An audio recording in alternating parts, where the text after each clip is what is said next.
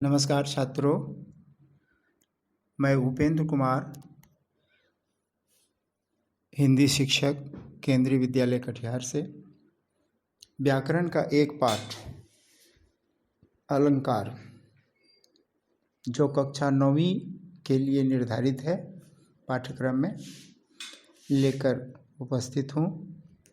आज हम विस्तार से अलंकार, जो भी अलंकार निर्धारित किए गए हैं कक्षा 9वीं के लिए, उस पर विस्तार से चर्चा करेंगे। तो आइए देखें। सबसे पहले अलंकार का क्या अर्थ है। अलंकार का अर्थ है जो सजावट करे। संस्कृत के अनुसार अलम और कार से मिलकर यह शब्द अलंकार बना है, जिसका अर्थ है आभूषण। अब अलंकार की परिभाषा देख लें। काव्य में वह साधन जिसके द्वारा शोभा उत्पन्न की जाए अथवा शोभा बढ़ाई जाए वह अलंकार होता है। अर्थात अलंकार के उपयोग से कविता की शोभा बढ़ जाती है। जैसे चारु चंद की चंचल किरणें खेल रही थी जलथल में। यहाँ चारु चंद्र चौवर्ण से उत्पन्न होने वाले दो शब्द। चारु का अर्थ है सुंदर, चंद्र का अर्थ है चांद। चारु चंद की चंचल किरणें, सुंदर चांद की चंचल किरणें। ठीक है, तो इसमें अनुप्रास के माध्यम से जो चमत्कार उत्पन्न किए गए, यही है अलंकार। अब हम लोग अलंकार के भेद के बारे में जानेंगे। अलंकार के दो तरह से भेद किए गए हैं। शब्द के अनुसार जो भेद किए गए हैं वो शब्दालंकार कहलाते हैं, और अर्थ के अनुसार जो भेद किए गए हैं उसको अर्थालंकार कहते हैं। हमारे पाठ्यक्रम में शब्दालंकार के 4 भेद यथा अनुप्रास, यमक, श्लेष और पुनरुक्ति प्रकाश, और पुनः अर्थालंकार के 5 भेद यथा उपमा, रूपक, उत्प्रेक्षा, अतिशयोक्ति और मानवीकरण। तो इस तरह से कुल 9 प्रकार के अलंकार कक्षा 9 में निर्धारित किए गए हैं, जिसे पढ़ना है। अब शब्दालंकार का जो पहला भेद है अनुप्रास, उस पर चर्चा करेंगे हम लोग। तो जिस रचना में, जिस काव्य पंक्ति में व्यंजन वर्णों की एक से अधिक बार आवृत्ति होती है वहाँ अनुप्रास अलंकार होता है। अर्थात वर्णों की आवृत्ति को हम अनुप्रास अलंकार कहते हैं। जैसे तरनि तनुजा तट तमाल तरुवर बहु छाए। यहाँ शब्द आए हैं, शब्द के प्रारंभ में लगातार त वर्ण की आवृत्ति हुई है, तो त वर्ण की आवृत्ति के कारण यहाँ अनुप्रास अलंकार है। अगले उदाहरण में देखें, कालिंदी कुल कदम की डारन में क वर्ण की आवृत्ति है। कालिंदी क से कुल, क से कदम की डारन, यहाँ भी अनुप्रास है वर्णों की आवृत्ति के कारण। कल कानन कुंडल मोर पखा, यहाँ भी क वर्ण की आवृत्ति है। कल में क, कानन क से प्रारंभ और कुंडल में भी क। इस तरह से अनुप्रास अलंकार के ये उदाहरण हुए। अब हम लोग शब्दालंकार के दूसरे जो भेद हैं यमक, उसके बारे में जानेंगे। तो जिस किसी शब्द की भिन्न अर्थ में आवृत्ति हो, भिन्न अर्थ, ध्यान रखिए, वहाँ यमक अलंकार होता है। अर्थात एक ही प्रकार के शब्द की आवृत्ति होगी, शब्द एक ही प्रकार की होगी, कई बार आएंगे, परंतु अर्थ हर बार बदल जाएंगे। तो जैसे तीन बेर खाती थी वे 3 बेर खाती हैं। यहाँ बेर शब्द के 2 अर्थ हैं। 3 बेर का मतलब 3 बार, और बेर का अर्थ है फल, एक प्रकार का फल है, इंग्लिश में प्लम कहते हैं। तो इस कारण अर्थ बदल जाते हैं हर बार। शब्द एक ही शब्द बार बार आएंगे, परंतु जितने बार आएंगे अर्थ उतने बार बदल जाएंगे। ये यमक अलंकार की पहचान है। कहे कवि बेनी बेनी ब्याल की चुराई लीनी। यहाँ कवि बेनी यानी राम वृक्ष बेनीपुरी, बेनी, और बेनी महिलाएं जो बाल से चोटी बनाती हैं, बेनी का अर्थ है चोटी। तो बेनी कवि, बेनी अर्थात बाल की चोटी से तुलना की है, इसको हम यमक अलंकार कहते हैं। 2 अर्थ शब्द हैं, 2 अर्थ हैं, इसीलिए इसको यमक अलंकार कहते हैं। श्लेष अलंकार, जब कोई शब्द एक बार प्रयुक्त हो और उसके दो या दो से अधिक अर्थ हों तो श्लेष अलंकार होता है। श्लेष का अर्थ होता है चिपका हुआ होना। अब जैसे जो रहीम गति दीप की कुल कपूत गति सोई, बारे उजियारो करे बढ़े अंधेरो होय। यहाँ देखिए बारे शब्द है बचपन और जलना। जब हम दीपक को जलाते हैं तो प्रकाश फैलता है, ठीक है, और बारे यानी बुझा देते हैं तो अंधेरा हो जाता है। उसी तरह से बारे के दो अर्थ है बचपन और जलना, दोनों से अर्थ निकलता है। बढ़े का अर्थ है बड़ा होना और बुझना, दोनों से हम अर्थ निकालते हैं। तो एक ही शब्द में दो दो अर्थ चिपके हुए होने के कारण यहाँ श्लेष अलंकार है। मेरे मानस के मोती, यहाँ मानस के भी दो अर्थ हैं, मन और सरोवर, दोनों से अर्थ निकलता है, ठीक है। तो इसको हम श्लेष अलंकार कहते हैं। पुनरुक्ति प्रकाश, समान शब्दों की आवृत्ति से जो चमत्कार उत्पन्न हो वहाँ पुनरुक्ति प्रकाश अलंकार होता है। यानी शब्दों की आवृत्ति तो होगी पर अर्थ नहीं बदलेगा, ठीक है। शब्दों की आवृत्ति तो होगी पर अर्थ नहीं बदलेगा। जैसे जय जय जय हनुमान गोसाई कृपा करहूँ गुरुदेव की नाई, यहाँ जय जय शब्द 3 बार आया हुआ है, अर्थ वही का वही है। तू डाल डाल में पात पात, देखिए यहाँ डाल डाल 2 बार है, पात पात 2 बार, यानी शब्दों की आवृत्ति हुई है पर अर्थ वही का वही है, अतः पुनरुक्ति प्रकाश अलंकार है। अगला अलंकार हम देखेंगे जो अर्थालंकार का पहला भेद है, उपमा अलंकार। जहाँ एक वस्तु या प्राणी की तुलना समानता के कारण प्रसिद्ध वस्तु या प्राणी से की जाए वहाँ उपमा अलंकार होता है। तुलना करेंगे प्रसिद्ध वस्तु से, जैसे मुख की तुलना चांद से, तो यहाँ नीचे भी दे रहे हैं, पीपल पात सरिस मन डोला। देखिए पीपल पात सरिस मन डोला, पीपल के पत्ते हैं की तुलना मन से की गई है।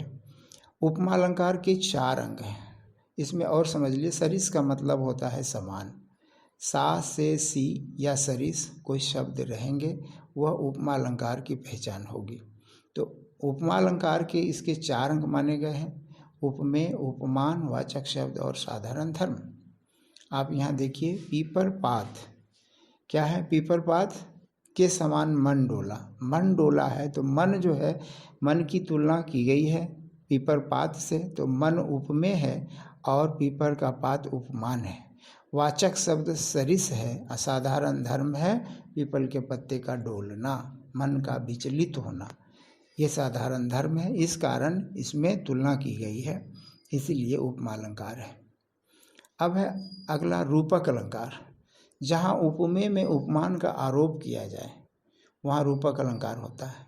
कैसे समझेंगे आरोप, अर्थात अत्यंत समानता के कारण उपमेय और उपमान को अभिन्न बताया जाए, ठीक है, और द्योतक शब्द रूपी से अर्थ स्पष्ट होता हो तो उसको हम रूपक अलंकार कहते हैं।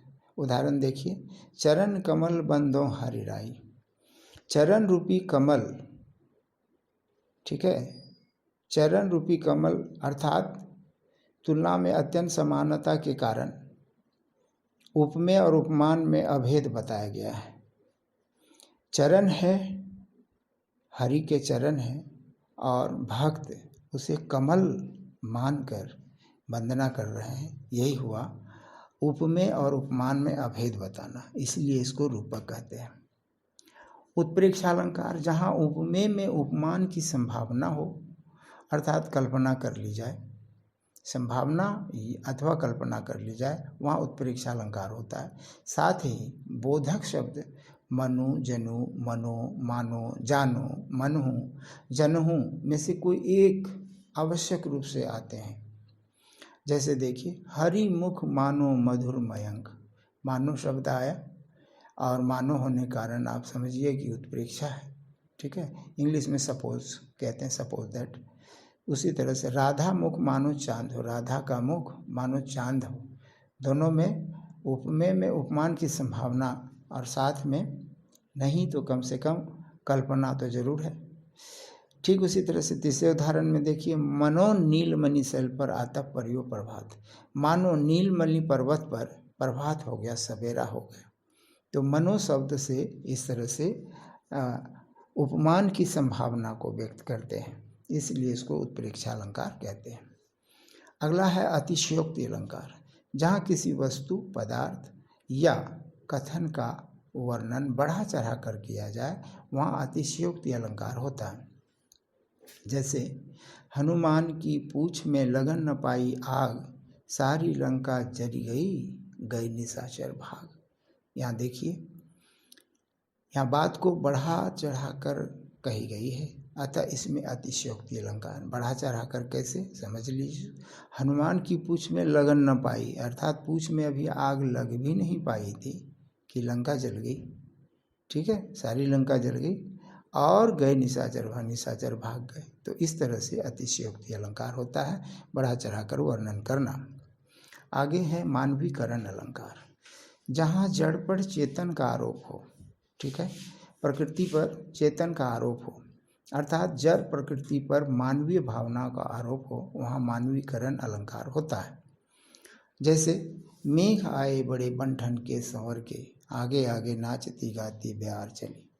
मेघ का वर्णन, मेघ सजकर समझकर काले काले बादल आ रहे हैं, तो ऐसा लग रहा है कि कोई मेहमान, वो भी शहर के मेहमान, शहरी मेहमान की तरह मेघ को दर्शाया गया है, दिखाया गया है, अतः यह मानवीकरण अलंकार है। अब आगे हम इसको उपसंहार के रूप में समझ लें कि जिस तरह हमने देखा कि अलंकार के उपयोग से कविता की पंक्ति का सौंदर्य बढ़ गया, अतः इसको बार बार अध्ययन करके अच्छी तरह समझ लेना आवश्यक है।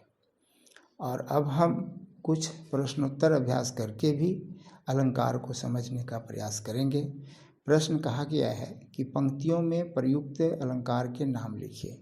निम्नलिखित पंक्तियाँ दी गई है, उसमें जो अलंकार प्रयुक्त हुए हों उनके नाम लिखने हैं। तो चलिए आपके साथ मैं भी देखता हूँ। पहला है, मानो झूम रहे हों तरु भी मंद पवन के झोंकों से। मानो शब्द आ गया। मानो शब्द किसका प्रतीक था? उत्प्रेक्षा अलंकार। उपमेय में उपमान की संभावना। मानो झूम रहे हों, देख सकते हैं, तरु भी मंद पवन के झोंकों से, मंद मंद पवन के झोंके से पेड़ भी झूम रहे हों, ये मानो, ठीक है।